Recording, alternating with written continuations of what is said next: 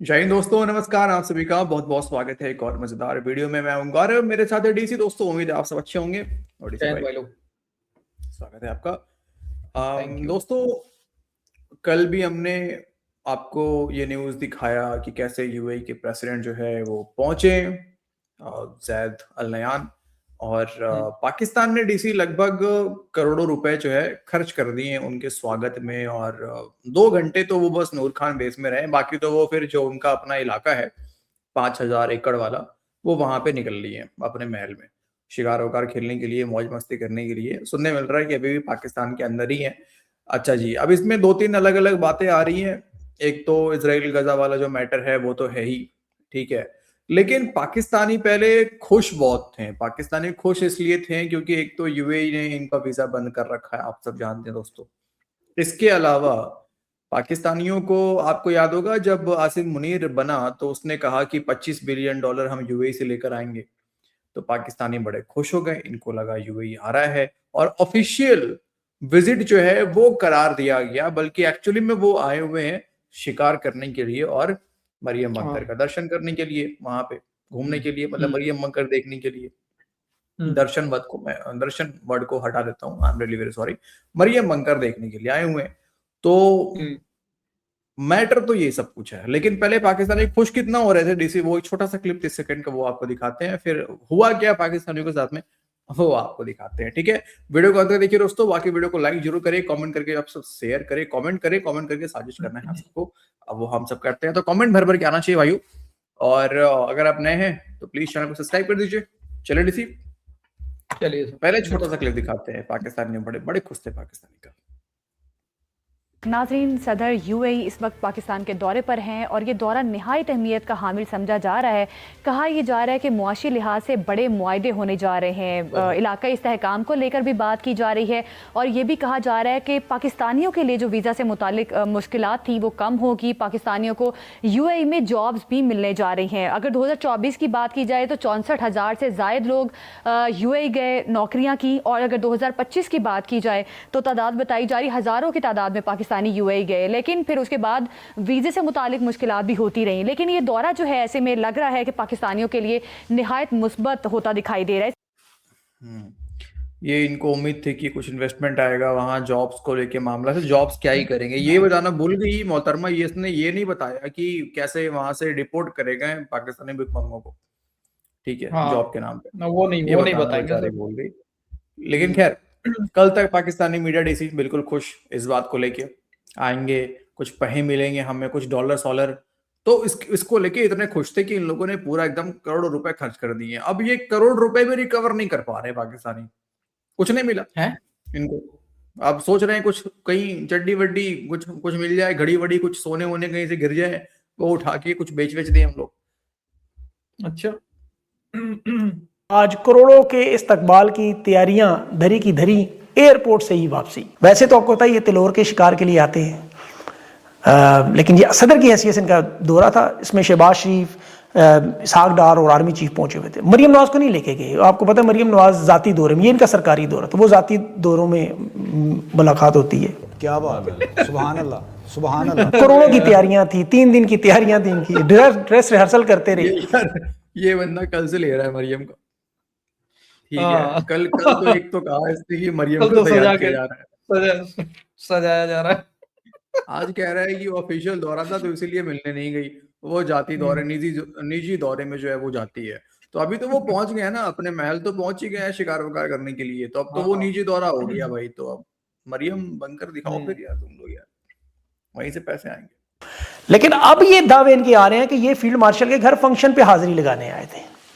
अच्छा, सवाल ये पूछना चाहिए कि हाजिरी लगाने के लिए फिर सरकारी हैसियत में क्यों? पाकिस्तान तो उनका आना जाना लगा रहता है। सऊदी अरब, अरब अमारात के शहजादे आपको पता तिलोर के शिकार के लिए आते हैं।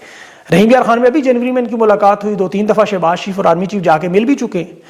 अब हुकूमत ने यह दावा किया हुआ था कि यह दौरा इन्वेस्टमेंट का है, एनर्जी का है, इंफ्रास्ट्रक्चर का है, डेवलपमेंट का है, आईटी का है, सबसे बढ़कर अरब अमारात के वीजों का। वो एयरपोर्ट से ही नहीं निकले।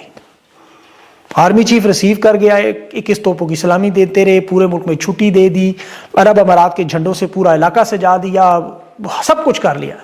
लेकिन तिजारत, इन्वेस्टमेंट, एनर्जी, कोई करोड़ों अरबों के रियाल का उन्होंने दावा तक नहीं किया। तो ये इनकी औकात है टोटल। शेख मोहम्मद बिन जैद अल नहयान आए इस्लामाबाद में, खबर मैं आपको अब देता हूं। दरअसल वो शिकार खेलने आए पाकिस्तान में। उन्होंने रहीमिया खान में तिलोर का और हिरन का शिकार खेलना है।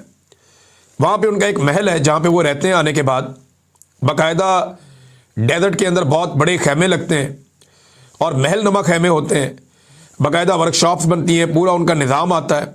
वो निज़ाम पूरा का पूरा लग जाता है, सिक्योरिटी इंतहाई हाई अलर्ट और टाइट हो जाती है, हर तरफ बंदोबस्त किया गया है।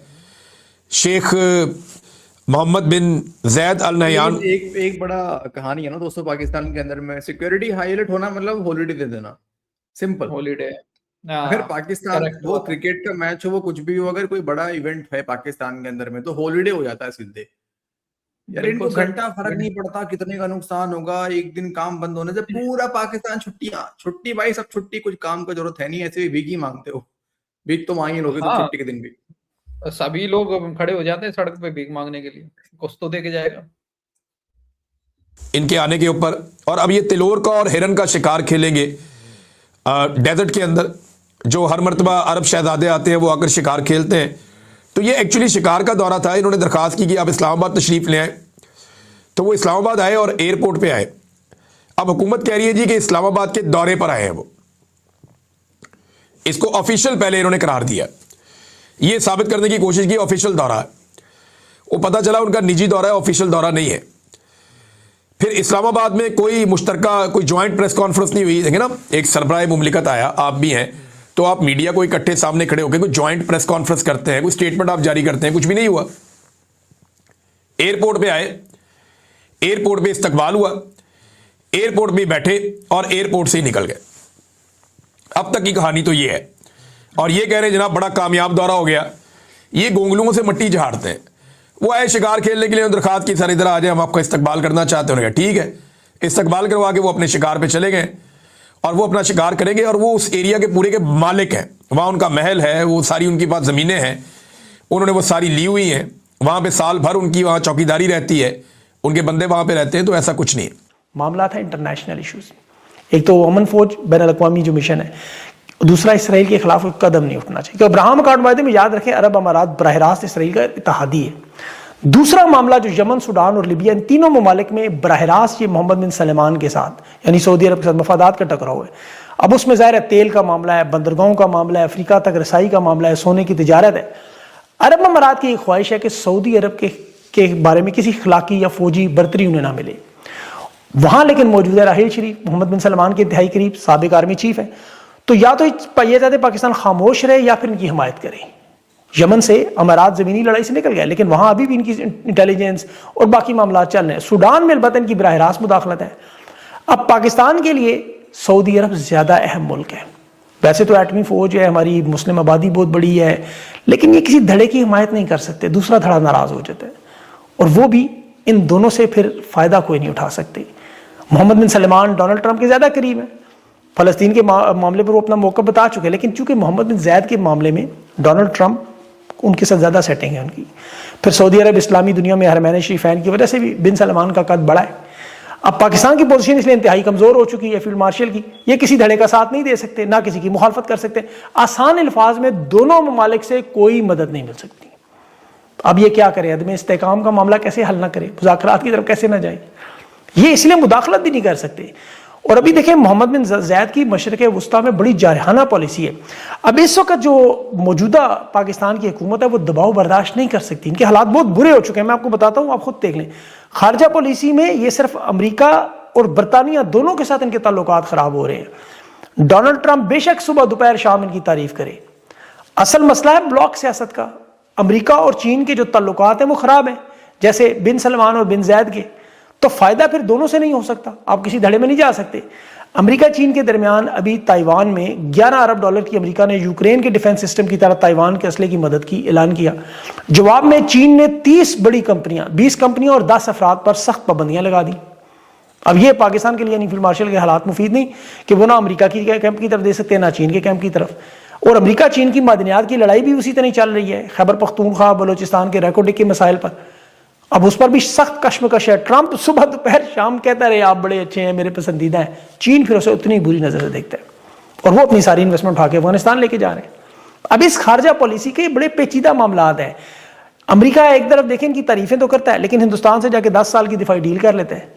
तो ये मादनियात के मामले में पाकिस्तान अमेरिका से भी डील करता है, दूसरी तरफ चीन अमेरिका पे 92% पाबंदियां, उनकी 92% मादनियात पे कब्जा है। यानी इन्हें इनका कोई फायदा नहीं हो रहा, इस खारजा पॉलिसी की इन्हें समझ नहीं आ रही, क्योंकि इनके पास इमरान खान जैसा तो स्टेचर है, ना इनके पास वो मौकफ है, ना इनके पास अवामी हमायत है। फर्द वाहिद की पॉलिसियों से मईशत नहीं बन सकती, खारजा पॉलिसी नहीं चल सकती। आपको एक ना एक कैंप पॉलिटिक्स का हिस्सा बनना मजबूरी बन जाता है, वरना 3 साल में जो कुछ हो रहा है वो आपके सामने है कि इतनी बड़ी बड़ी कामयाबियां हासिल की, लेकिन मिला $1 भी नहीं। अच्छा, ये वाला खबर पता चला कि नहीं? देखो सऊदी के साथ इन लोगों ने करा ना, ठीक है। देखो कैसे बेवकूफ बनाते हैं पाकिस्तानी जो जनरल्स हैं अपने लोगों को, इनकी मीडिया वाले बेवकूफ तो कह रहे हैं पाकिस्तानी, इसमें कोई बड़ी बात तो है। जो इन लोगों ने करा डिफेंस पैक्ट कि सऊदी पे हमला, हम पे हमला, हम पे हमला, सऊदी पे हमला, ये सऊदी ने नहीं कहा, ये केवल पाकिस्तानियों ने कहा। उसके बाद जो है सऊदी की तरफ से यमन के ऊपर जो है स्ट्राइक शुरू हो जाता है, ठीक है। अब यमन जहाँ पे एक तरफ कुछ ग्रुप्स को ईरान सपोर्ट करता है, एक तरफ जो है यहाँ से उनके ऊपर इनका चलता रहता है पंगा सऊदी वालों का। तो ये काम करने के लिए भेजा गया है वहां पाकिस्तानियों को, अगेन डॉलर के लिए, अगेन डॉलर के लिए, ठीक है। सुनने ये भी मिल रहा है कुछ पाकिस्तानी फौजी भी नहीं पड़ गए हैं उसमें, 9 पाकिस्तानी फौजी ठोके गए। कुछ पाकिस्तानी फौजी भी ठोके गए। तो ये यही काम कर रहे हैं, ये भाड़े के फौज। एक्चुअली पाकिस्तानी फौज जो है ये एक टट्टू है भाड़े की फौज, सीधी सादी बात है। जहां से डॉलर मिल जाते हैं उनके पास चले जाते हैं। अच्छा, इसी सऊदी को फौज देने से मना कर दिया था, आई थिंक 2000, सही से मुझे डेट याद नहीं है, लेकिन जब सऊदी ने फौज मांगा था तो नवाज शरीफ ने, इवन पार्लियामेंट में चलो उस समय डिस्कशन भी हुआ था, तो इन लोगों ने मना कर दिया, सऊदी नाराज हो गया इनसे, ठीक है। तो लेकिन इस बार क्योंकि जरूरत है, डॉलर तो इनके पास है नहीं, तो जहां से डॉलर मिले वहां भाड़ा का फौज भेज देंगे। यही काम ये लोग गजा में करेंगे अब जाके, ठीक है। तो नहीं, ये सब तो कांड, ये हुतीज को अटैक किया है ना सऊदी अरब ने, हुतीज को अटैक किया है। हुतीज को सपोर्ट कौन करता है? ईरान करता है, ठीक है। ईरान करता है, और दूसरा छोटा चर्ची भी करता है। छोटा चर्ची भी करता है, हाँ यार। देखो ना, जब यही हुती जब इजराइल पे अटैक कर रहे थे, बड़े खुश हो रहे थे ये लोग। हाँ वही तो, अब खुद अपनी फौज को सऊदी वाले तो करेंगे नहीं ना अटैक यार। वो लड़ते नहीं है आरडीसी, वो पैसे देते हैं, वो लड़ते नहीं है, ठीक है, आपको भी पता है। तो यही काम अब जब पाकिस्तान के साथ हो गया, जब इनकी फौज वहां चली गई सऊदी में, तो इनके द्वारा अटैक हुआ है हुतीज के ऊपर में। अब देखो इसी हुतीज को मार रहे हैं ये लोग, कल तक इनकी तारीफें कर रहे थे। यही काम करेंगे अभी गजा में जाके, जिसकी तारीफें कर रहे थे हमास की, उसी को ठोकेंगे जाके वहां पे इजराइल के साथ मिलके, ठीक है। सिमिलर काम होने वाला है, बिल्कुल एकदम सीधी सादी बात है सर। अब यहाँ पे ईरान जो है वो पिनकेगा, ईरान का दिमाग घूमेगा, क्योंकि ईरान सपोर्ट करता है इनको।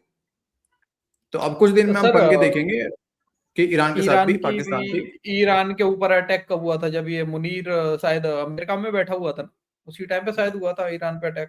हाँ जी तभी हुआ तो, है ना। तो ये मुनीर भाई साहब वहां पे सब कुछ बता के आया था ईरान को।